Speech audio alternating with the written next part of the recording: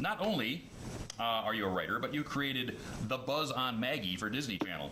Can you give us some of the insight into what it's like to have your own creation up there on the screen every week? It's like you know that you created those characters. What was that like to create a show and just have it, pop to life?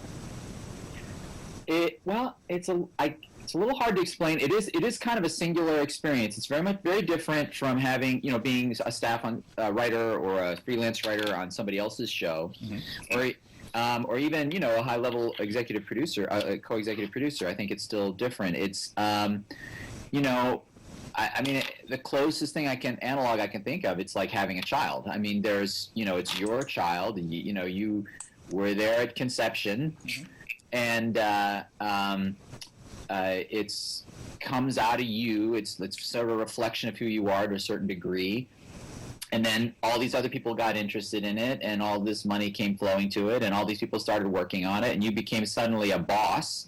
Kind of one of the craziest things, there's really almost no, one of the very, very, very strange things about creating your own show, if you haven't had your own show before, is that suddenly you go from a person who just goes from job to job to job to being the CEO of a corporate, it's like being made the CEO of a company with dozens, if not hundreds of employees, and, literally millions of dollars budget.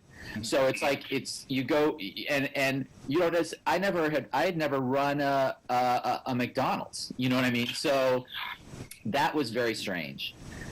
Just that from a process point of view, from a production process point of view, from the point of view of, but I have to say, the process of getting those stories made, and there's really nothing that was has compared in terms of how satisfying it was to do that, and then to watch my own show.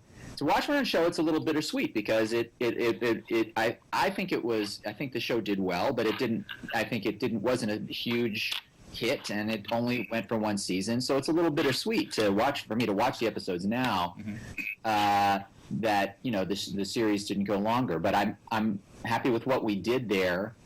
And I have to say, Pony to me feels like kind of an extension of the same kind of thing that made me interested in doing that. I mean,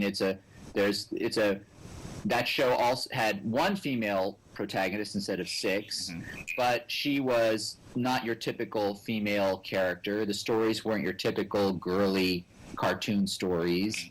And the stories kind of had, I think, had a kind of a cleverness to them, and a beginning, middle, and end to them that you see a lot, and that's sort of part of this Pony signature. So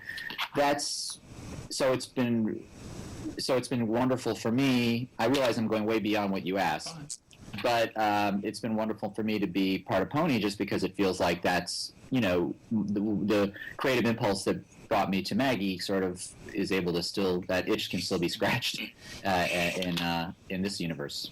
Well, that's cool, because I actually, I hadn't even known that you were part of that, much less the creator of it. So I actually watched an episode today and went, wow, I've seen this formula before. What if they're cartoon horses instead of flies? Yeah, that'd be damn close, actually. So, in the one episode I did see, it was kind of fun. So it's like, wow, maybe I'll get some more of those. And also, I created my own show I for Disney Channel called The Buzz on Maggie, and that was an amazing experience, creating it and executive producing it, and working also with tremendous people up and down, throughout the whole production, and just the experience and being able to sort of be in charge of a show, to the degree to which anybody can be in charge of a show. There's usually kind of a beast with a life of their own, but it was I learned a lot about what was important to me as a writer when I had that kind of freedom and resources, and I'm happy with how the show turned out, and look forward to doing more of that again someday, if I have the good fortune of having my own show again. Well, I certainly hope it happens for you. Thank you.